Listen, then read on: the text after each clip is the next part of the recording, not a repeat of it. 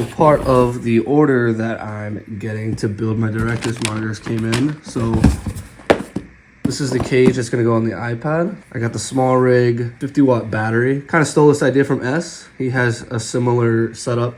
He has his 50-watt battery powering his iPad. I got an SDI cable because this monitor does SDI and I wanted to give it a try.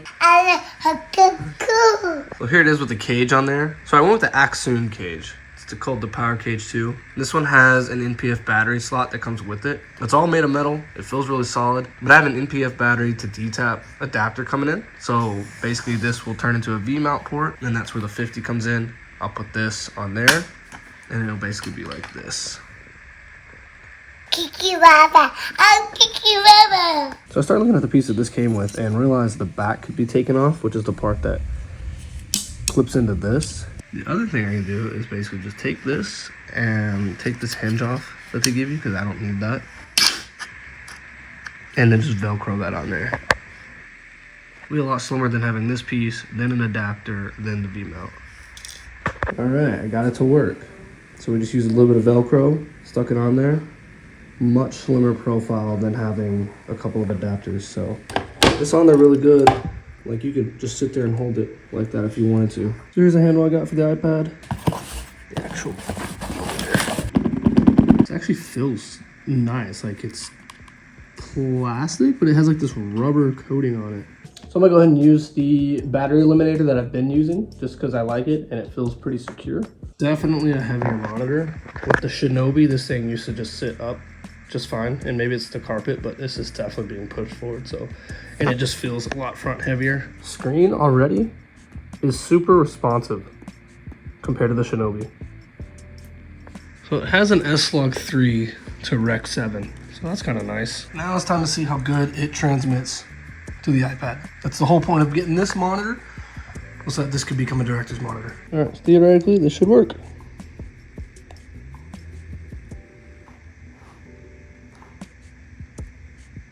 So as you can see, it works. Camera's over there, monitor's over here, and we have transmission. So this is exactly what I wanted. They connected no problem. So that gives me confidence for tomorrow's shoot. I've been playing around with this thing for a little bit. So far, I'm pretty impressed. Only thing is, I thought this was a 4K monitor, but it turns out it's 1080p. I guess it's not a crazy deal breaker or anything. The other thing is, I cannot figure out if it's possible to load in more LUTs or not. I see right here, like the LUTs that they have on here, which is just like a couple Sony and Canon. And if you hit edit, it just lets you move these around. So I've got to see if there's a way to add in some more LUTs. It's definitely a little bit behind. I would say maybe like half a second. But again, just for client viewing and stuff, it doesn't matter. So yeah, honestly, I think this is kind of cool. This will also be really great whenever I have to sit in for myself on interviews. This is just gonna be the perfect little system. Like I say, it's probably like half a second off in delay. So I don't know if this would be good for people who are focus pulling, but I think, again, for client and for myself, just trying to make sure the lighting and stuff is good, this is gonna be great. So this is pretty much what it would kind of look like on set. So for now, I might run this as my system.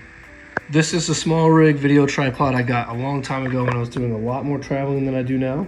So basically just put this little piece on there, and then it all is just mounted to this stand here. What's kind of nice is that I can loosen this, obviously like a tripod head, and get it to exactly where somebody wants it. And it goes up even taller than this, so may rock with this for now and just see how it goes. And then when somebody does want to get this thing off, they can just pop this off, and then theoretically just slide this out. So it has officially been 1 month with this monitor, just a little over a month. I got it April 28th. Today is June 6th. I gotta say, I actually am very happy with this monitor. The first thing that I would say about it that I've loved this whole time is just how solid it feels. Like, it feels so sturdy. It feels nice and good. The next thing I love is the tools that they do have on here. So most of the time I'm using the grid layout. I have my S-Log Rec 709 conversion on here, and then I have false colors. The next thing is the transmission to the iPad. I've only been able to use it a couple times on a couple different shoots, but my clients have loved it. They have loved being able to hold the iPad. And one shoot that I just recently did that I wasn't allowed to vlog, they were ecstatic about it. Them being able to see exactly what I was doing had them so excited about the shoot the whole time. Yeah, overall, I'm very happy with this monitor. I will say the biggest downside to it is its brightness. Obviously in here right now, it's not a problem. The issue is because it's so glossy, which, let me see if I can turn it off and you can tell. Because it's so glossy, like it's almost like a mirror. When I go outside, it is just so reflective. It is so hard to see. So I need to get like probably a sun hood and probably one of those matte screen protectors. I think that will make a big difference. But yeah, I mean, other than that, like I love it. It's so responsive.